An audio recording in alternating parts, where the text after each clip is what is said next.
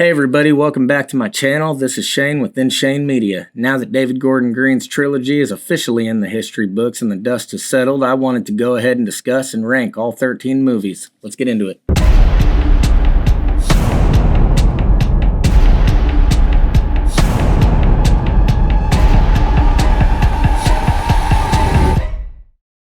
So I've been wanting to do one of these for a while now, but I wanted this new trilogy to wrap up. Now that it has, here we are. And guys, I love most of these movies, honestly. Some obviously more than others, but my bottom two are the only two movies I truly don't like in this franchise. So try not to take the number placement to heart.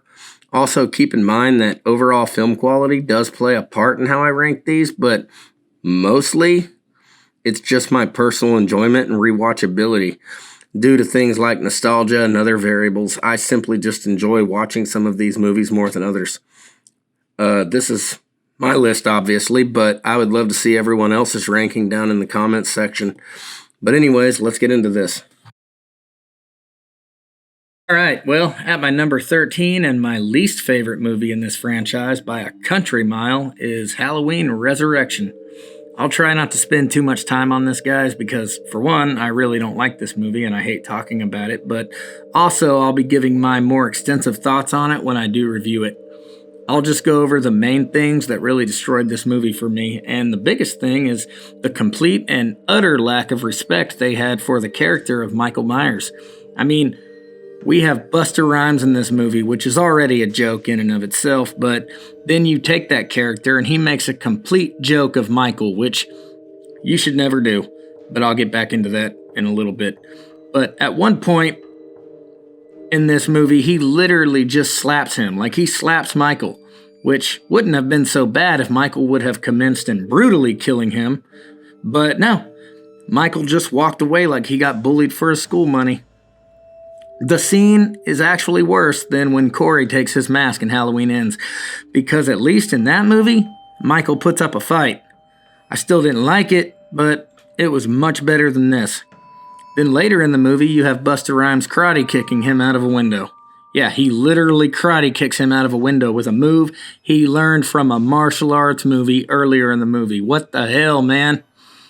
You don't do that.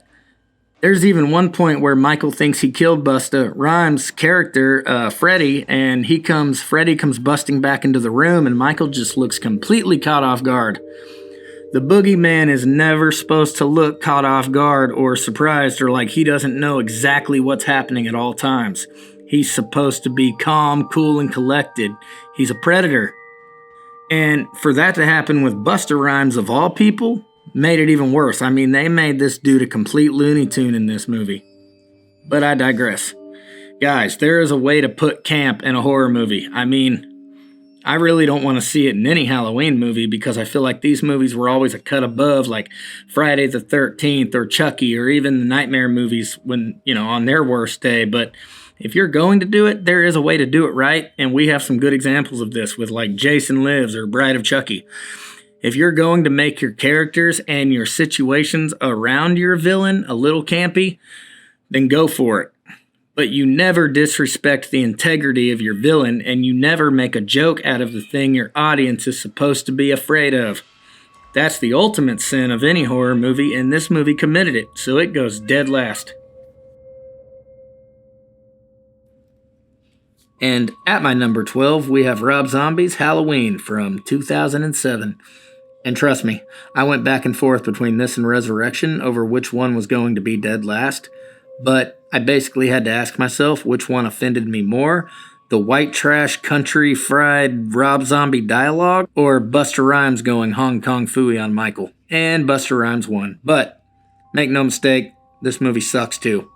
Regardless of which cut you get, the theatrical cut where he just simply kills the guards and breaks out is a little bit better because I personally think what happens in the unrated cut, which I'm not going to mention, if you've seen it, you know, but it's gratuitous, and I never want to see that in another Halloween movie ever again.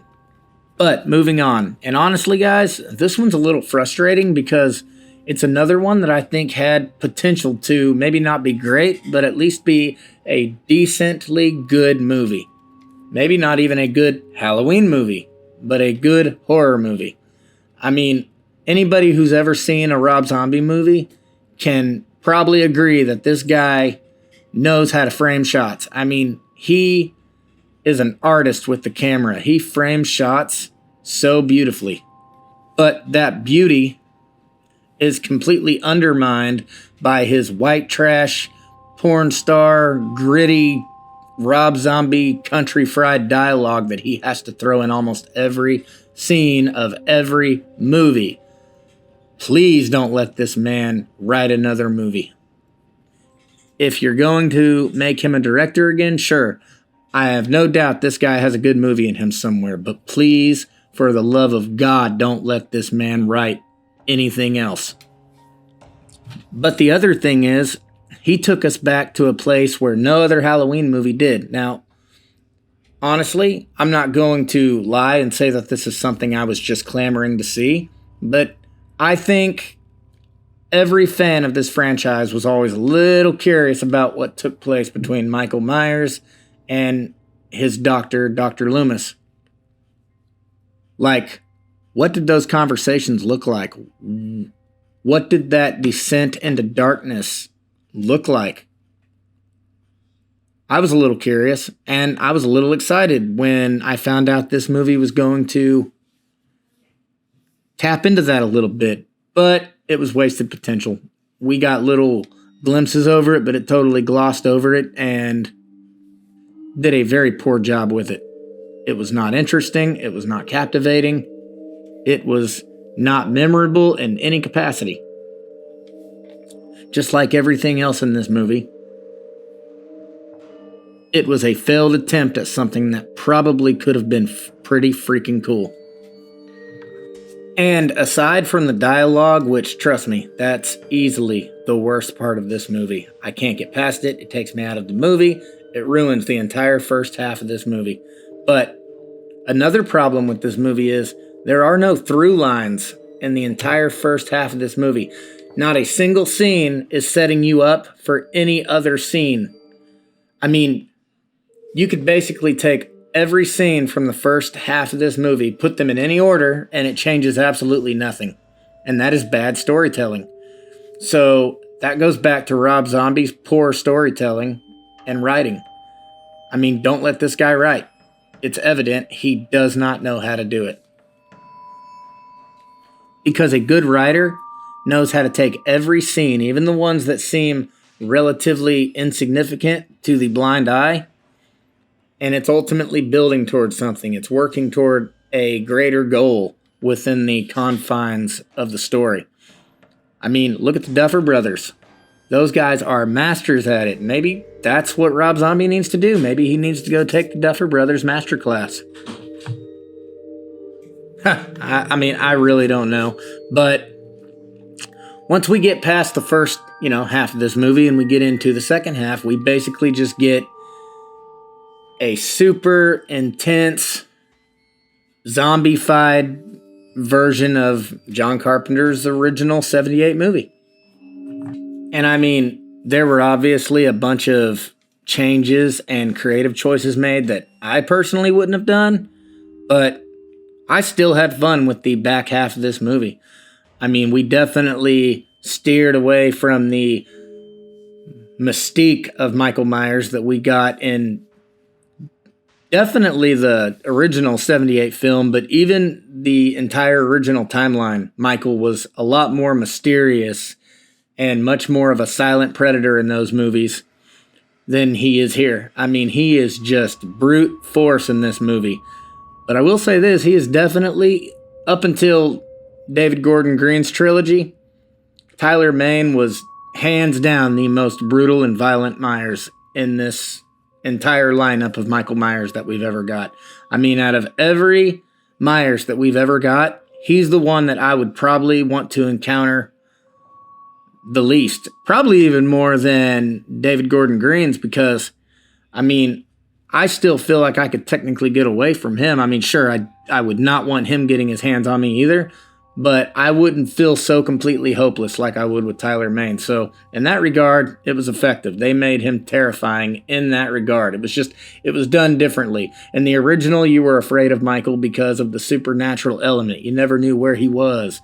Did you see him? Did you not see him? Is he there? Is he not there? The way his mask would come into focus in a dark lit area, or the way he would stalk he was a predator.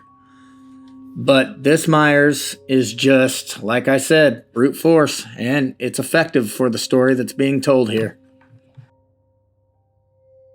And next up at number 11 is Halloween 5. So, I do like this movie, maybe even more than most people. But I also acknowledge that it's mostly because of nostalgia. When I was a kid, the video store near my house only had 3 Halloween movies. Halloween 3, Halloween 4, and Halloween 5. I cycled through these same 3 movies for like a month. But even with nostalgia goggles, I can't in good faith put this any higher on this list, because it does have a lot of glaring problems that became painfully obvious as I got older. This movie offends me less than Halloween Resurrection, but it still commits a lot of the same sins, as far as disrespecting what came before it and wasting a great ending to a previous movie. So this movie will sit comfortably right here.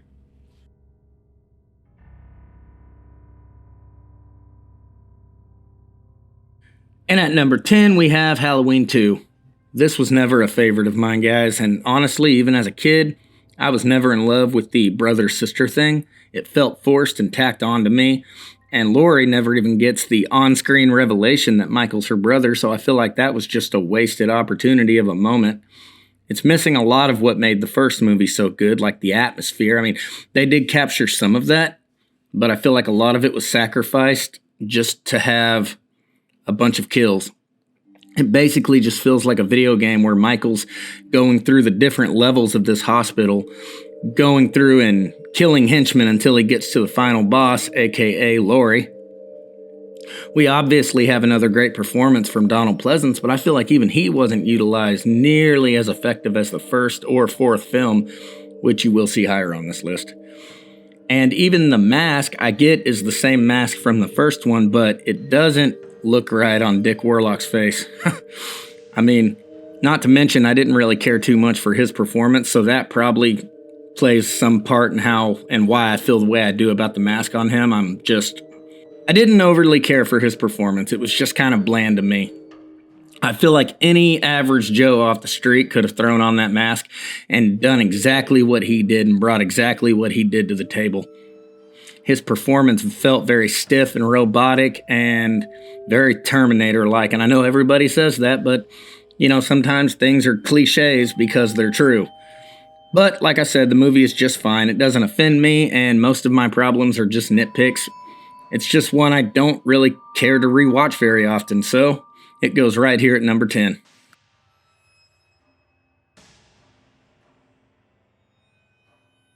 But at number 9, we have the infamous Halloween Kills. Man, until we got Halloween Ends, I didn't even think it was possible to get another movie in this franchise more polarizing than this. I already reviewed this movie, so you can go see my full thoughts on that video after you click off this one. But yeah, this movie definitely sacrificed a bunch of story beats just to get as many kills in there as possible. It's kind of sad, actually. This is probably the most brutal depiction of Michael we've gotten so far, with Tyler Mane being its only contender. But this movie has a lot of the same issues that the original Halloween 2 had. But because we do get what I would argue is the best Michael Myers we've ever gotten, and the kills are a little more fun to watch, it goes above Halloween 2 for me personally, but still one of the less rewatchable ones. I just have a lot of issues with this movie that I can't overlook despite how good the Michael is in it. So, yeah, here it is.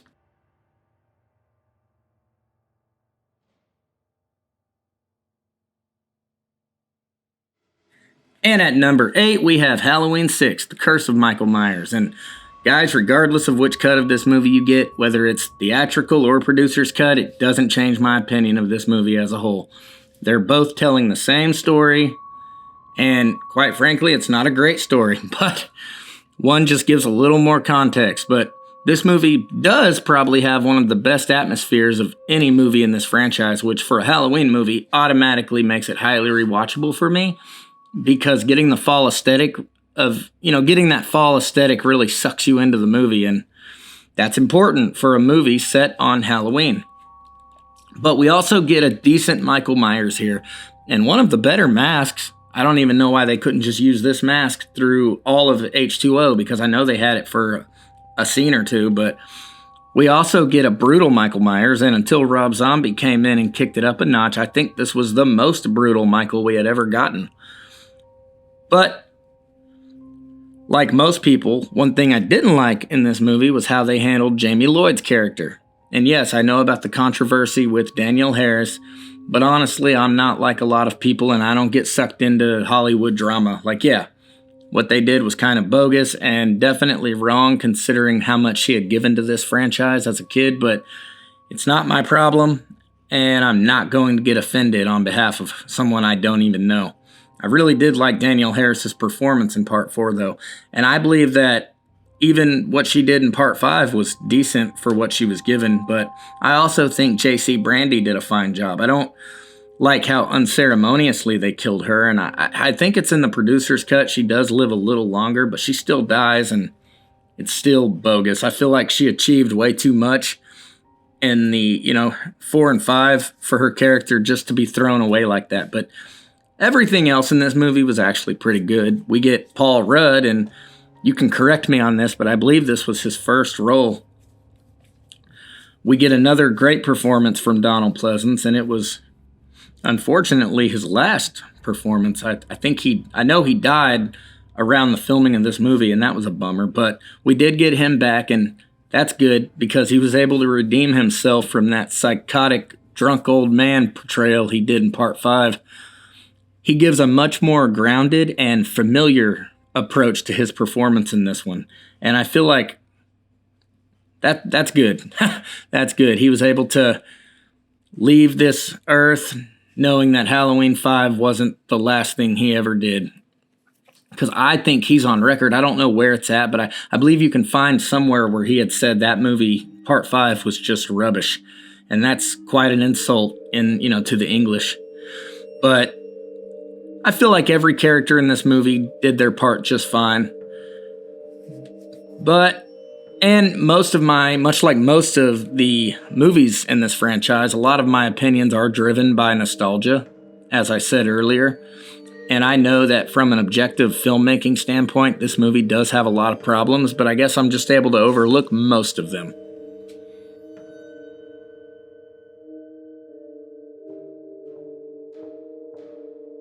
At number 7, we have Rob Zombie's Halloween 2. I know. That's blasphemy. How could I put this above the original Halloween 2 or 6? But guys, like most people who defend this movie, I think I really loved how different it was and how big of a chance it took.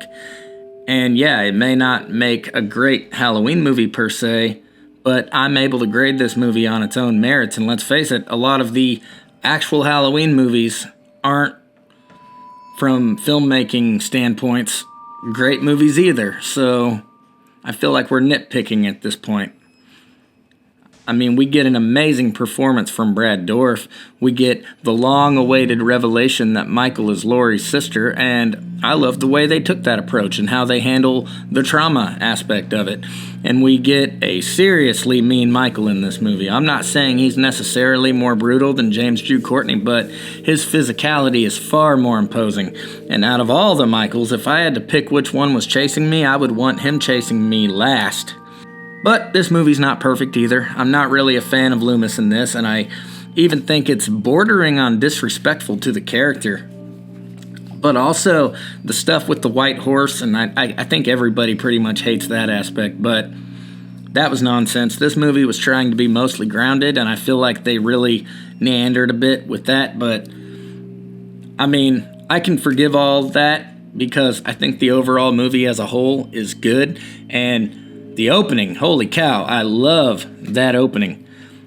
A part of me wishes they would have probably kept that tone throughout the whole movie, but I almost wonder if it would have had a reverse effect and I would have ended up liking it less. Who knows?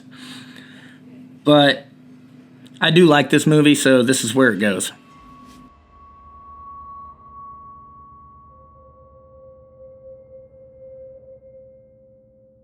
At my number 6, we have Halloween 4. just a solid movie, guys.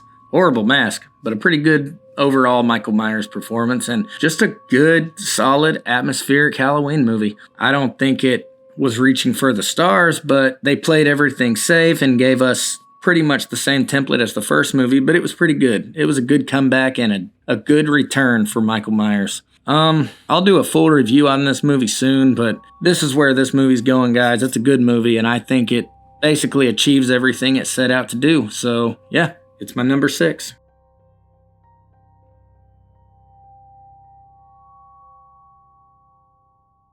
Now, if you're still watching and didn't click off at my placement of Rob Zombie's Halloween 2, then you might click off here.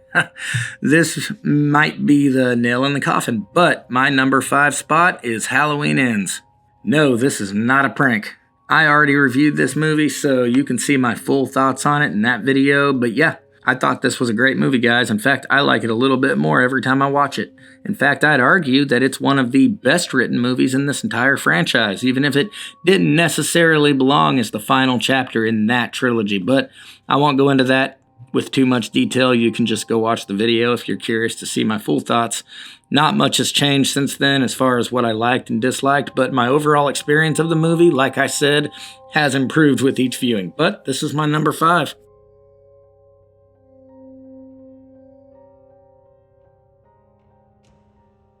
So at number 4, I have Halloween H2O, and this movie has probably shifted the most of any other movie in this franchise for me. If you'd have asked me a year ago to rank these movies, this probably wouldn't have even cracked my top 7 or 8. I never really liked it, but I rewatched it a couple times this past year, and then again just 2 days ago to prepare for this ranking, and I was able to see the good in this movie. I stopped grading it so harshly on the things I felt it did wrong and really started appreciating what it did right. And I think there's a lot to love here. I think we got a more believable performance of a trauma victim from Jamie Lee Curtis. And maybe that's partly because this movie acknowledges part 2 and everything that happened at the hospital. So it's, just a little more believable that somebody would be this traumatized all these years later. But I even like Michael Myers himself, and a lot of people hated Chris Duran's performance, and it's just become kind of fun and popular and trendy to hate on this guy, but I think it was a pretty good performance. In fact, when I watch this movie, I have no problem believing that's the same Michael from 20 years earlier. I think this movie has hands down the best third act confrontation of any other movie in this franchise. It's not even a competition for me in my eyes. And thankfully, I'm able to completely ignore Halloween Resurrection when I watch this movie, and I can just enjoy it for its own movie. And I can treat it like the end cap of a pretty good trilogy within this 13-movie run. But I do have some problems with it. Like most people, I hated the Dawson's Creek aesthetic this movie had. From an in-universe perspective, I do understand why it's set in California and why it looks the way it does, but it doesn't change the fact that the lack of autumn vibe in this movie is a bit distracting. It doesn't completely take me out of the movie, but I do notice it. Another thing is obviously the mask. By this point, everybody knows the mask debacle, especially in this movie, but even in some of the others, the masks were just awful, and I don't understand how such a cheap prop like a mask is so hard to get right. The first movie bought a mask for like $2 from a freaking local corner store or something like that. I mean, if it can do it with such a low budget and nail it, how does the other movies that had infinitely higher budgets fail so hard? I don't get it. But I digress. It's a pretty streamlined plot, which is good. It was refreshing after what 5 and 6 gave us. It spent the first few minutes setting up what this movie was going to be, and I feel like the execution was pretty spot on. It very subtly ignored the events of 4, 5, and 6, but didn't go out of its way to blatantly disrespect those movies either. So it's a solid movie for me, guys, and it's my number 4.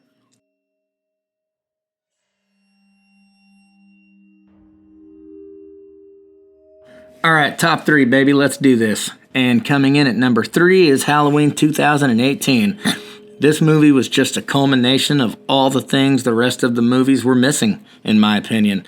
Once again, Much like H2O, it streamlined the plot. In this case, it only acknowledges the first movie, which by this point in the franchise, I think was a much-needed shift. It got rid of all the convoluted mess that Halloween 2 created with the brother-sister angle, and got rid of the entire family element altogether, which I appreciated, and I know a lot of other people did. It brought Michael Myers down back to the basics. Just a pure, motiveless, evil killer. Now, I feel like they went a bit overboard with Laurie's character, being so traumatized, especially if you're going to ignore everything that happened from Halloween 2, but that's a minor nitpick that I can easily overlook because of everything else this movie accomplishes. It introduces us to the best Michael Myers we've had since the first, and honestly, in some ways, I like James Jude Courtney better than Nick Castle. I know, that's blasphemous, but I'm not the type of person to just crown something as the best just because it's the original. Like, you have to be the best before I give you that crown. And up until this point, Nick Castle was easily the best. But I feel like James Jude Courtney, just slightly, a razor-thin difference edges him out.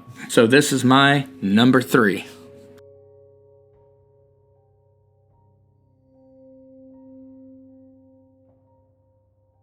But at my number 2 spot, and probably the most controversial pick on this list, even more so than Ends or Rob Zombie's movies, is Halloween 3. As much of an affinity as I have toward a lot of the Michael Myers-centric movies, I can't express how much love I have for this movie, guys. I mean, so much so that it made the second place on my list, as you can see. 2018 is my favorite Michael Myers sequel, but Season of the Witch is hands down my favorite Halloween sequel. And I'll never understand why people say it's not a Halloween movie. Like, why? Because it doesn't have Michael? As plenty of these other sequels have shown us, having Michael Myers is not an ingredient that guarantees success. And I will forever be curious what this franchise would have looked like if this movie would have performed well when it came out and they would have went the anthology route.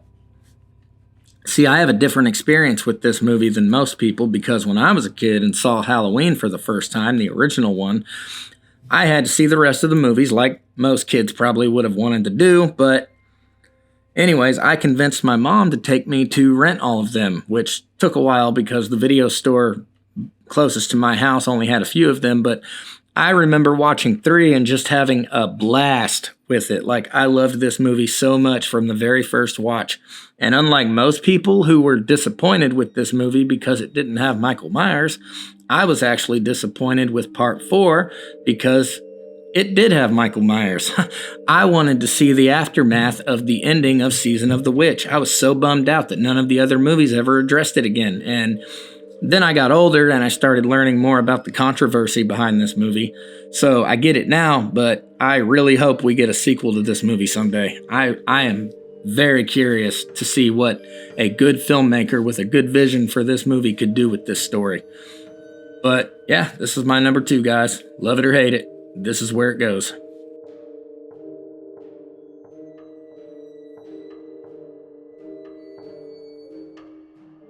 And that brings me to my number 1 spot, the best movie in this franchise, and the king of all slashers, John Carpenter's Halloween from 1978. This is my favorite horror movie, period. One of my favorite movies of all time, period. And I just can't even express what this movie means to me, guys. This has been one of the most important movies to me since I was just a kid. It wasn't the first horror movie I ever seen, but it definitely had the biggest impact on me. This movie did everything right. Like, I don't have a single complaint for this movie. Is it a little dated? Sure, but not antiquated. It's a timeless movie that is firing on all cylinders. It is the perfect template on how to build atmosphere and suspense in your movie and how to make you scared of an impending threat in your movie. It is the perfect template for how to create the perfect villain for your movie. This is just a perfect movie, guys, and I am comfortably putting it right here as my number 1.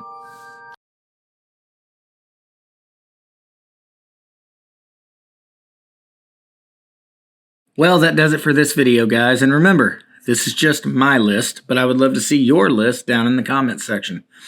Go ahead and like and share this video, and if you haven't already, please subscribe, and I'll catch you guys in the next one.